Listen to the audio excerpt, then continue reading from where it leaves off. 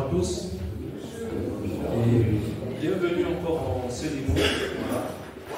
Bienvenue pour ceux que, bonjour pour ceux que je n'ai pas eu l'occasion de voir, et sinon pour les autres, je crois que je suis passé au salut. Donc merci encore d'être là. Donc ça fait toujours plaisir d'être tous ensemble pour glorifier notre Seigneur, pour le remercier et pour le rendre gloire et honneur. Encore une fois ce matin, je crois que si vous êtes là, ce n'est pas seulement pour m'écouter, mais c'est surtout écouter ce que le Seigneur a à dire ce matin.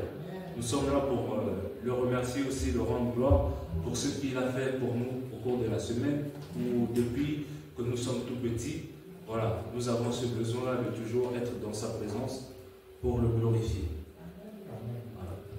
Et donc, si vous me permettez, juste avant de continuer, je vais remettre ces moments et ces temps entre les mains de l'Éternel afin qu'il puisse nous conduire et nous guider. Voilà. Éternel Dieu Tout-Puissant, Père, merci encore ce matin. Merci parce que tous, tu nous as donné, Seigneur, de l'énergie. Tu nous as donné, Seigneur, cette motivation, cette joie-là, d'être tous assemblés, Seigneur.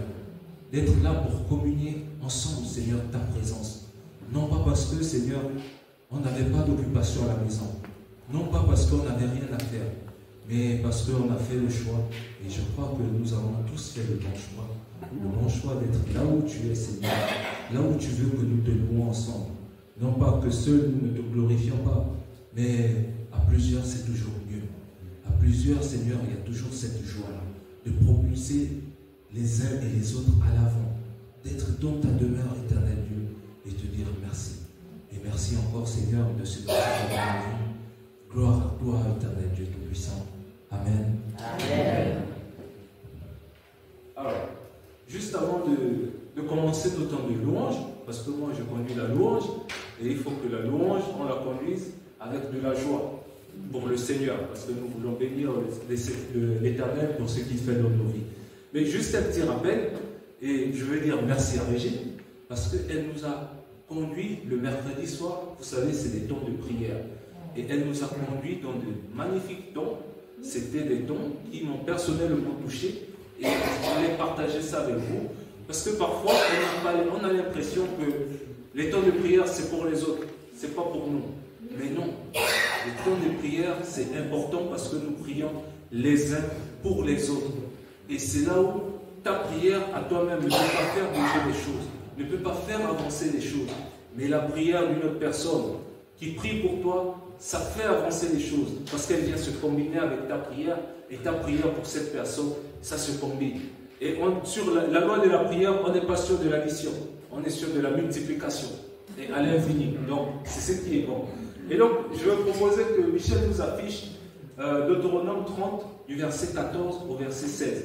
Et comme j'aime le dire, nous sommes là, ce n'est pas pour moi, et nous allons tous participer. Que ce soit au temps de lecture, je vais demander toujours qu'une personne puisse lire, et au temps de louange, que chacun se sente libre de proposer une chanson qui le touche. On a d'autres chants qui sont là. Ils vont faire le nécessaire pour pouvoir chanter ce que nous proposons. Amen. Amen. Donc, si une personne veut bien lire ce verset, donc la parole est toute proche de vous. Ah ouais, donc la parole est toute proche de vous. Elle est dans votre bouche et dans votre cœur, pour que vous l'appliquiez. Voyez, je place aujourd'hui devant vous à un côté la vie et le bonheur de l'autre, la mort et le meilleur.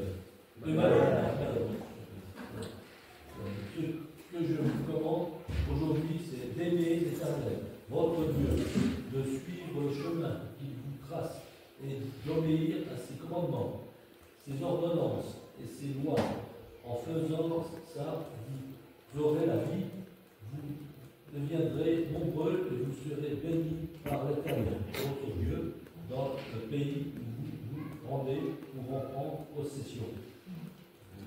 Amen.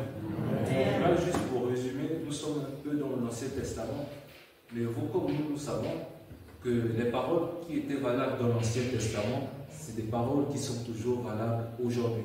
Ce n'est pas des paroles qui étaient seulement valables pour les gens de l'ancien temps, mais c'est des paroles qui sont toujours appliquées sur nos vies aujourd'hui. Et donc, si Michel peut revenir au verset 14, il dit, non, la parole est toute proche de vous. C'est la parole de qui? C'est la parole du Seigneur. Ce n'est pas ma parole. Et donc, elle est toute proche de nous. Mais elle est proche où? Elle est proche dans votre bouche et dans votre cœur. Parce que lorsque nous parlons du Seigneur et que nous confessons ce qu'il dit, notre bouche, l'Éternel se sert de ça pour confesser qui il est, pour confesser son autorité et sa puissance. Et cette parole, elle est aussi dans notre cœur. Parce que dans notre cœur, c'est là où il a placé les commandements. Comment un enfant va savoir que ça c'est bien, ça c'est pas bien depuis la petitesse? Alors nous, on avait une petite fille qu'on avait à la maison, et à chaque fois qu'elle voulait faire pipi, elle partait se cacher pour faire pipi.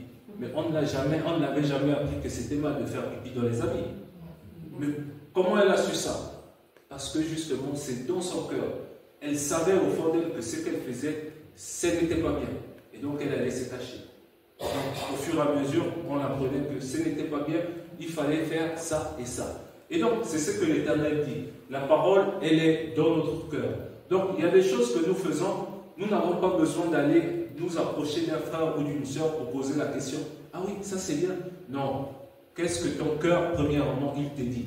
Est-ce que ton cœur, il te dit que c'est bien? Est-ce que ton cœur, il te dit que c'est mal?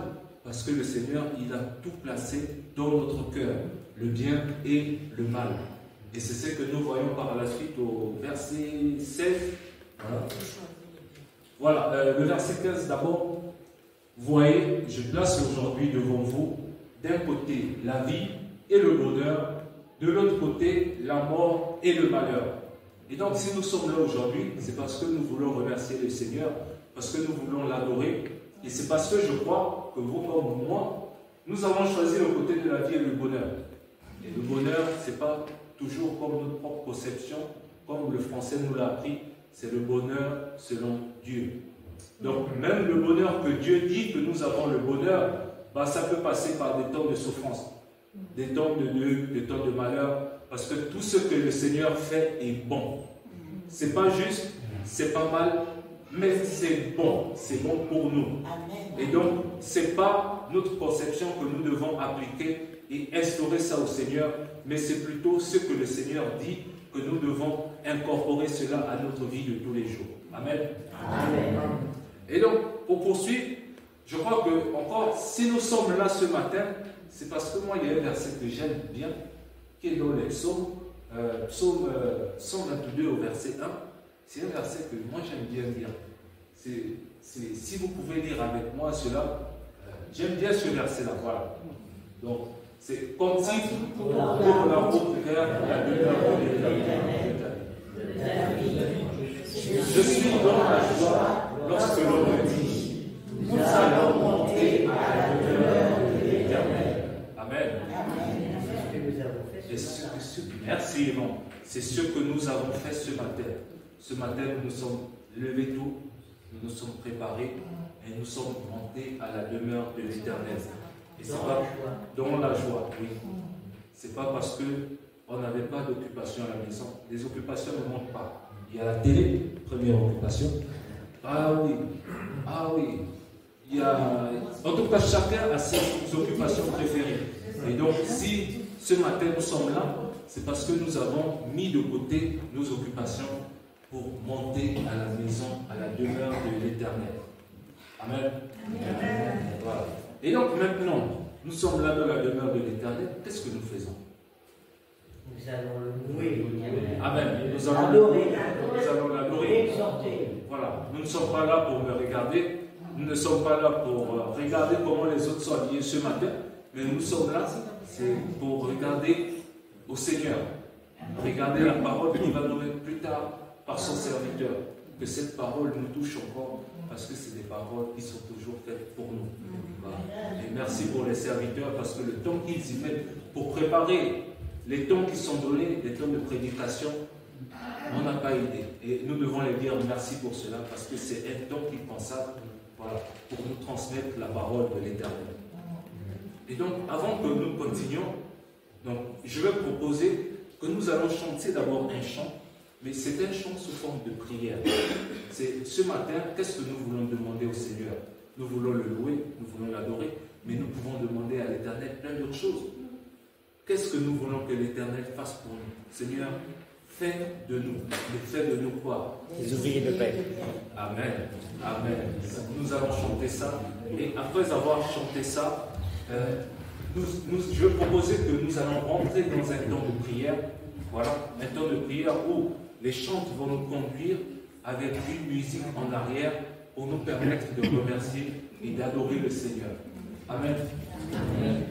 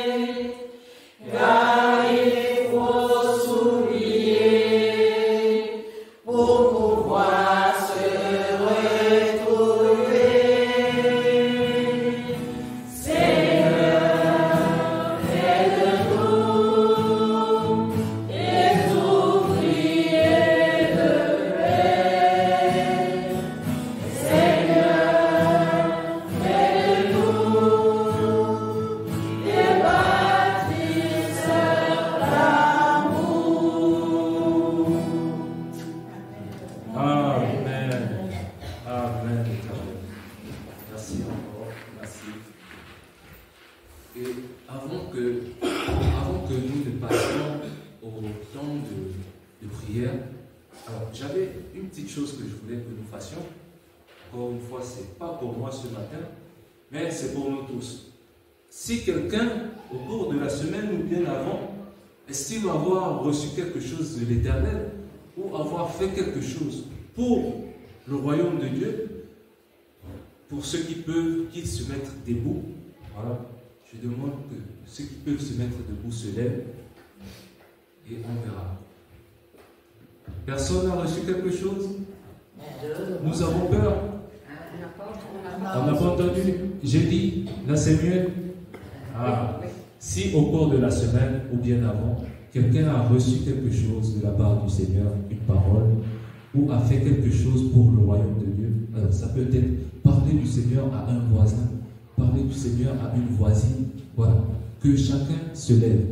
On n'est pas là pour avoir honte.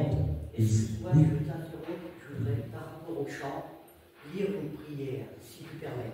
Juste après, parce que après nous passons au temps de prière et donc tu auras la parole. Amen. Alors, je vais demander à ceux qui veulent, ils se lèvent. Ceux qui peuvent aussi. Voilà. Ah donc, il n'y a qu'une seule personne qui a reçu la parole du Seigneur cette semaine. Ah ben, il faut se mettre debout. Ah ben, alors, voilà. Nous ne sommes pas là pour avoir de la honte envers les uns et les autres. Voilà. 2, 3, c'est tout. Bon, moi je vais demander que tout le monde puisse se lever pour ceux qui peuvent, bien sûr. Lèvons-nous. N'ayons pas honte. Nous ne sommes pas là pour avoir honte de l'Éternel. Nous sommes là, c'est pour l'adorer. Nous ne sommes pas là, un spectacle où on regarde ce que fait notre voisin. Non. C'est notre relation personnelle avec le Seigneur, premièrement. Et donc, si j'adore regarder que mon voisin se lève pour que je puisse me lever, non. Je me lève parce que j'ai la conviction que l'Éternel a fait quelque chose pour moi. Que l'Éternel m'a donné une parole. Que j'ai parlé à mon voisin, j'ai parlé à mon ami de l'Éternel. J'ai dit, regarde les bienfaits que l'Éternel a fait dans ma vie. Regarde où il m'a fait sortir. Regarde où j'étais. Où il m'a emmené. Et ce que l'Éternel fait, c'est des bonnes choses. C'est toujours bon. Voilà. Et moi, je vais me mettre sur le côté. Et comme nous sommes debout, je vais juste demander que nous acclamons, parce qu'on n'acclame pas pour moi qui suis devant. On acclame pour le Seigneur.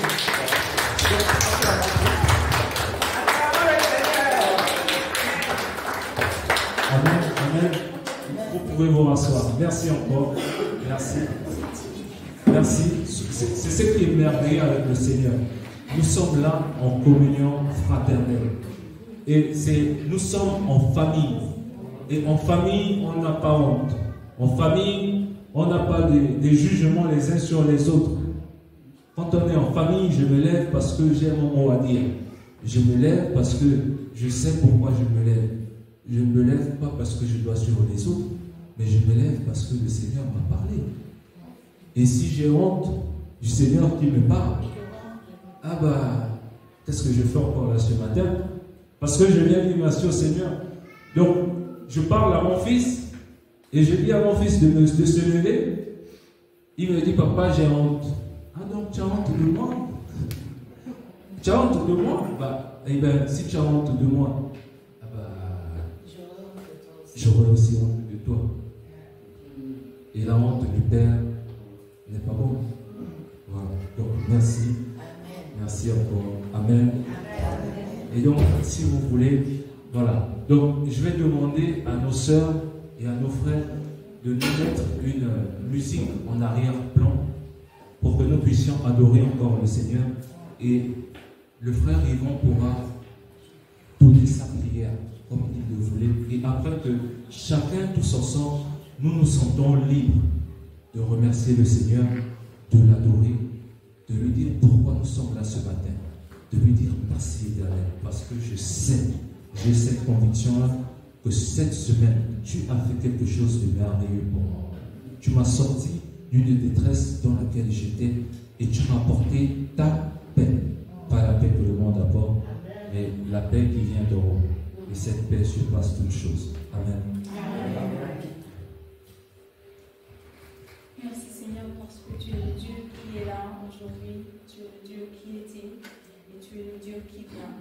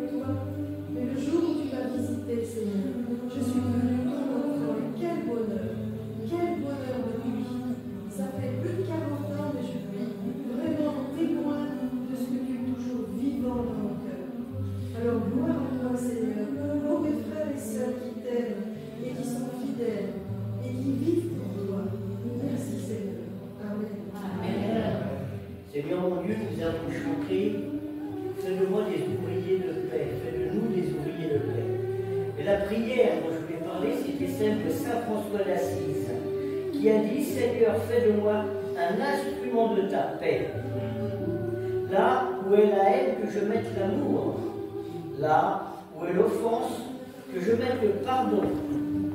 Là où est la discorde, que je mette l'union. Là où est l'erreur, que je mette la vérité. Là où est le doute, que je mette la foi. Là où est le désespoir, que je mette l'espérance. Là où sont les ténèbres, que je mette la lumière. Là où est la tristesse, que je mette la joie. Ô Seigneur, que je ne cherche pas tant à être consolé qu'à consoler.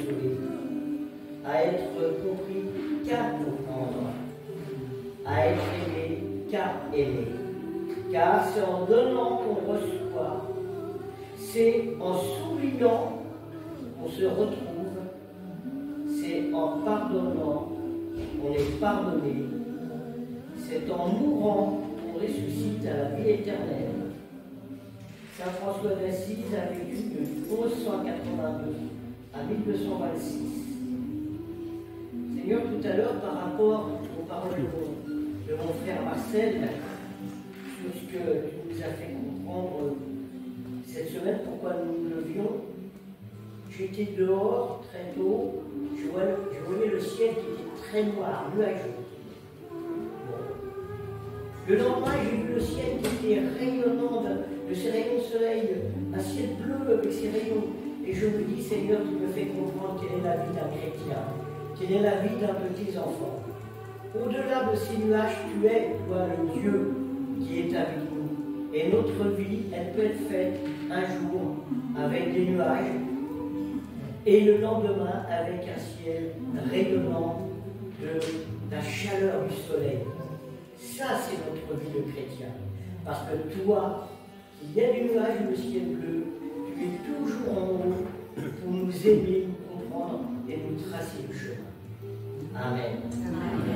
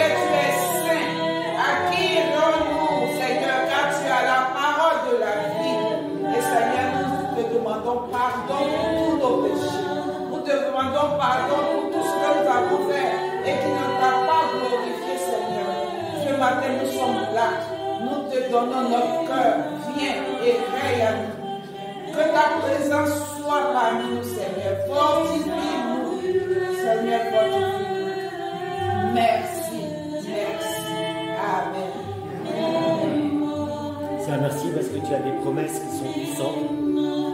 Et à chacun de nous, tu nous dis ce matin que tu nous entends. Tu dis que toute chose coopère au bien de ceux qui t'aiment, Seigneur, et ensemble on t'aime, Seigneur. Je te prie pour tous ceux qui portent des fardeaux. Je te prie pour les personnes qui sont déportées, Seigneur. Les personnes qui sont en attente de papier, Seigneur. Les personnes qui sont dans l'incertitude, Seigneur. Les personnes qui sont malades, Seigneur. Les personnes qui souffrent, qui ont des besoins. Les personnes qui sont torturées. Seigneur, toutes choses coopèrent au bien de ceux que tu aimes. Et de ceux que tu aimes et de ceux qui t'aiment. Et ensemble nous t'aimons et nous nous portons les uns les autres. Amen. Seigneur notre Dieu, nous savons que tu nous as libérés du péché par le martyre de notre Dieu, notre Seigneur, notre Sauveur Jésus, ton Fils. Mais ce qui est peu merveilleux, libérés de nos péchés, mais notre cœur aussi, tu l'as libéré de l'esclavage. Et tu nous fais vivre, malgré les troubles de la vie, comme vient de dire mon frère Hervé, tu nous fais vivre dans une joie qui n'est pas humaine. C'est une joie qui vient de toi, mon Dieu, que nous recevons en profondeur dans notre âme. Merci de ce bonheur dont on ne peut pas exprimer la force ni la teneur, mais dont nous profitons vraiment. Amen.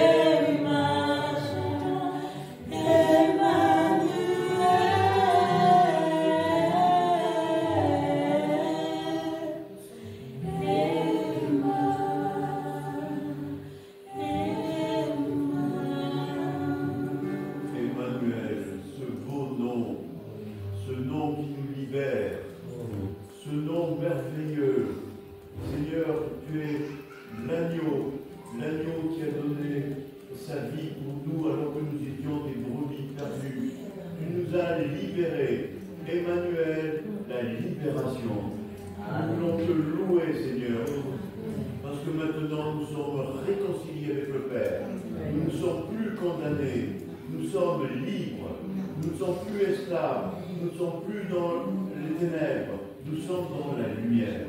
Emmanuel, loué sois-tu. Amen. Amen. Et juste pour compléter la phrase de mon frère Jérémie, chaque jour que Dieu fait, nous sommes assis. Chaque jour que Dieu fait, nous sommes aussi dans les lieux célestes, assis à la droite de Dieu le Père en Christ. Donc, quand Dieu nous regarde, c'est plus nous qui le voit. C'est pas ma personne qui le voit, mais il voit Christ parce que j'habite en Christ et Christ habite en moi. Et toutes mes demandes passent par le nom de Jésus-Christ. Amen. Je vais laisser le frère André pour le décédant de cette scène avant que nous puissions continuer le temps de louange et d'adoration. Amen.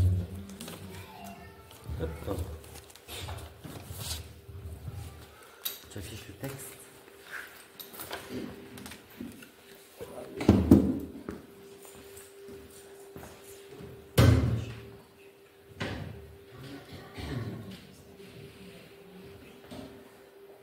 C'est le moment incontournable, toujours, du culte. Pour moi, c'est un moment extrêmement, vraiment très important.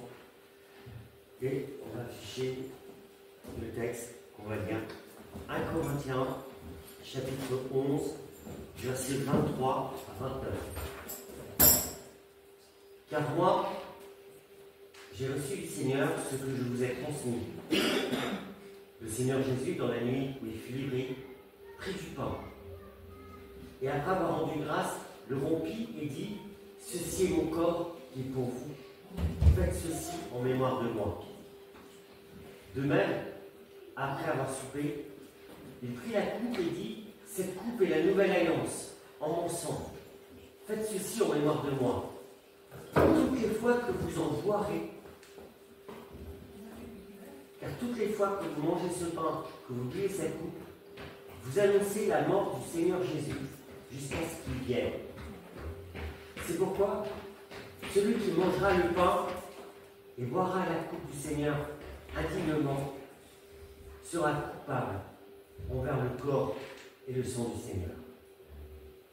Que chacun donc s'examine soi-même et qu'ainsi il mange du pain et boive de la coupe. je propose juste 30 secondes qu'on examine son cœur.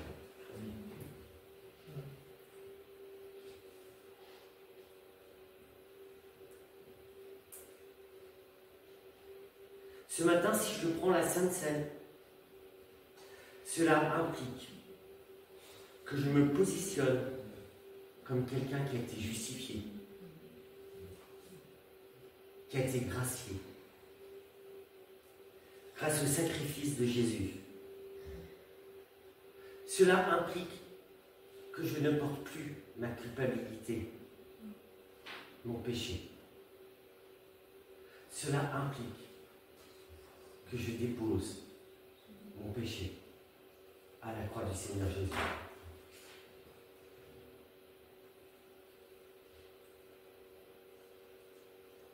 Être gracié, c'est là notre condition.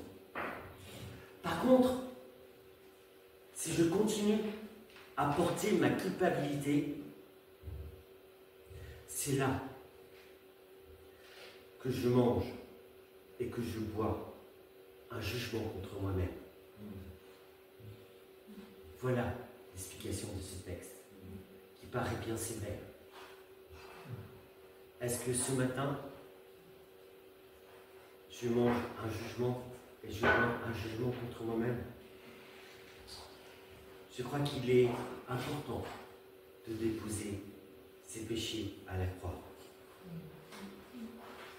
Dans ce texte, Paul ne remet pas en cause notre salut, mais nous invite à réfléchir sur notre péché pour nous pousser à la repentance et saisir la grâce de Dieu. Ce matin, quand je vais prendre la Sainte Seine, quand je vais prendre le pain et le vin, oui, Jésus est mort sur la croix, mais je suis gracié, justifié, et je peux saisir cette grâce. Que personne ne se prive de cette grâce.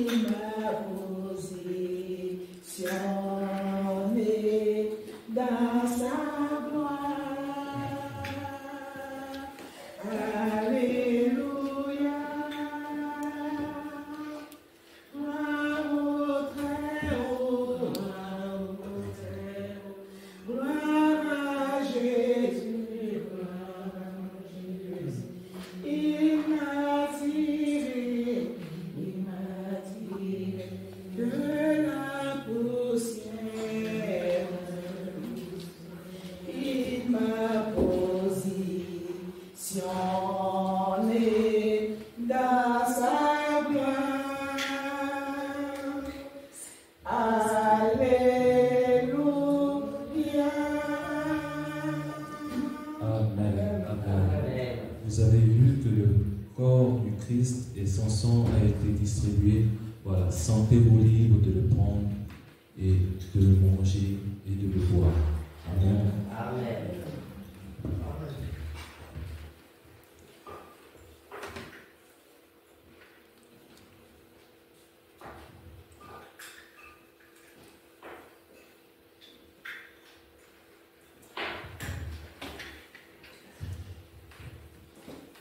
Merci Seigneur Jésus pour ce que tu fais dans nos vies.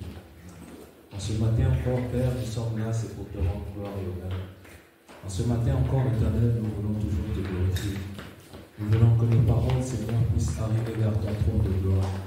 Nous voulons que l'Éternel Jésus-Christ puisse toujours intercéder pour nous dans les lieux célestes. Parce que Seigneur, toi seul sais ce dont nous avons besoin. Toi seul sais nos requêtes chaque jour.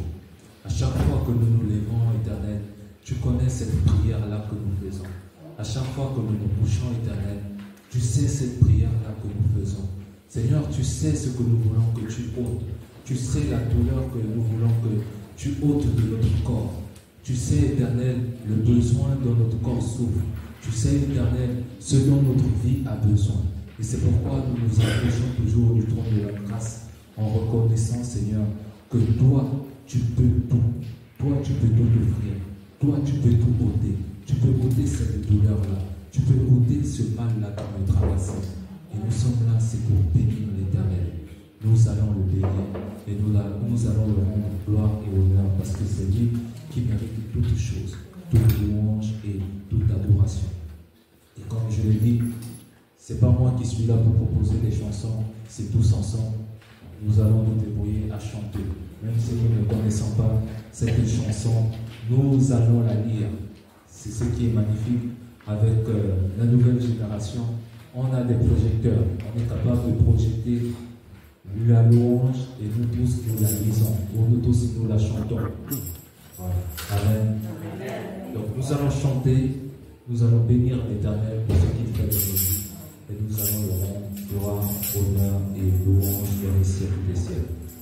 Donc moi je propose que nous allons commencer par entendre ce chant joyeux. C'est un chant joyeux que nous devons amener à l'Éternel et que nous nous sentons toujours libres de parler de l'Éternel, de le prier et de le louer. Amen.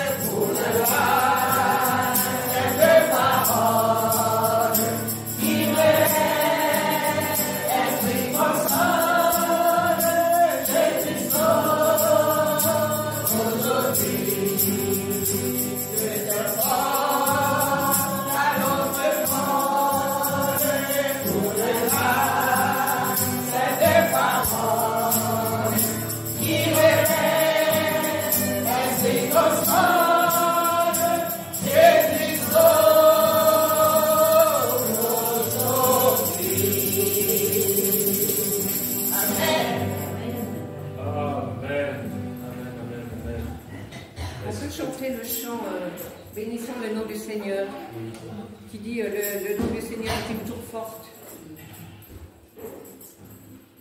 Bénissons le nom du Seigneur, c'est ça? Bénissons le nom du Seigneur. Oui, le nom du Seigneur est un refuge.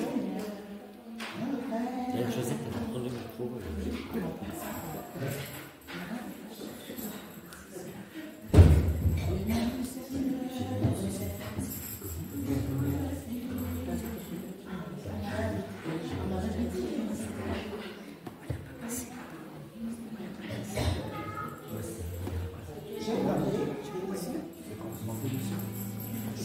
Le nom du Seigneur juste un coup c'est roi. Le 523. 500. 523. C'est juste avant le 524. Tu as trouvé. Moi, je peux aider. Hein.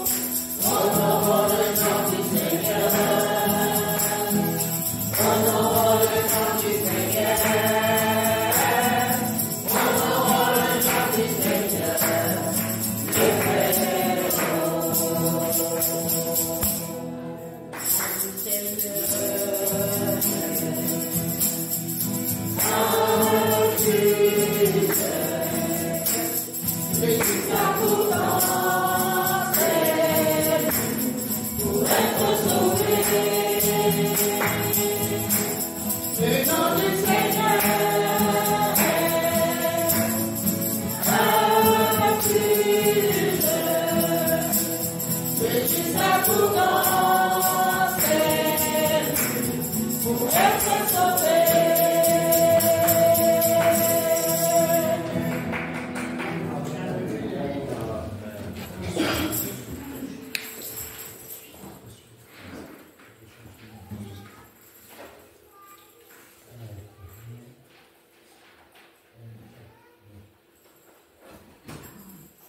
Avez-vous des billets?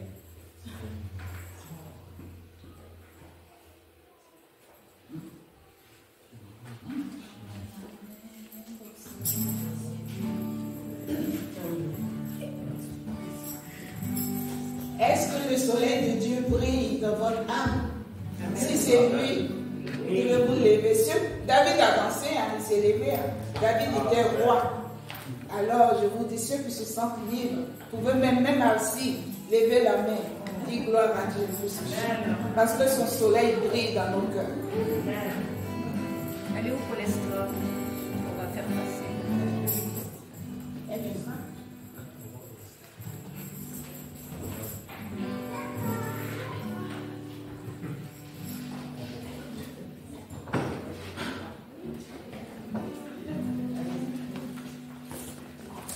Et Dieu aime celui qui donne avec joie.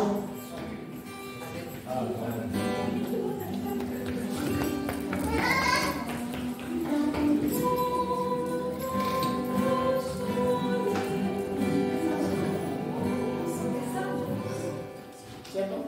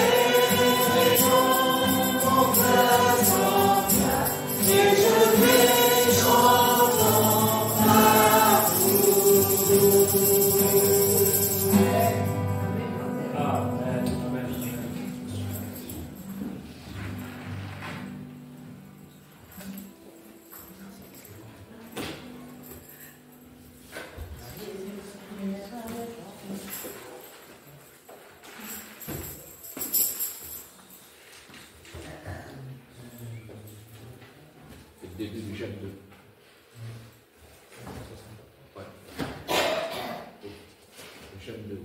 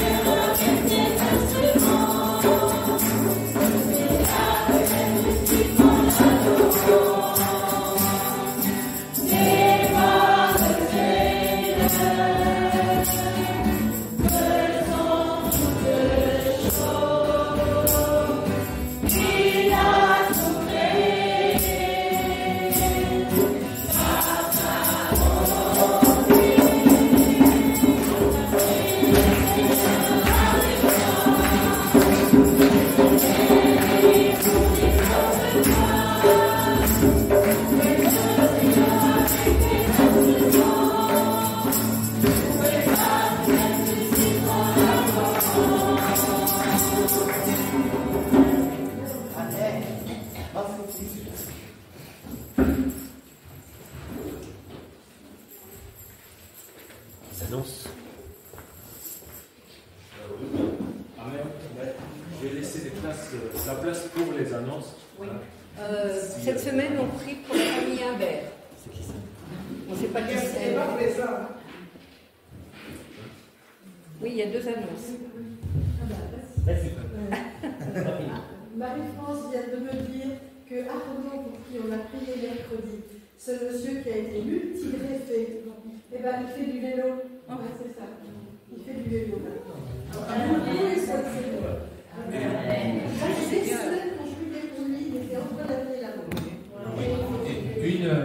Une annonce aussi à faire, c'est que, comme l'a dit notre frère Hervé, chaque semaine, nous prions pour une famille. Et donc, pour toutes les familles aussi qui veulent que nous prions pour elles, celles qui ne sont pas encore inscrites, elles peuvent se rapprocher auprès de Joseph, voilà, pour les inscrire, pour que nous puissions aussi avoir une semaine dédiée justement à cette famille-là et à prier pour elle.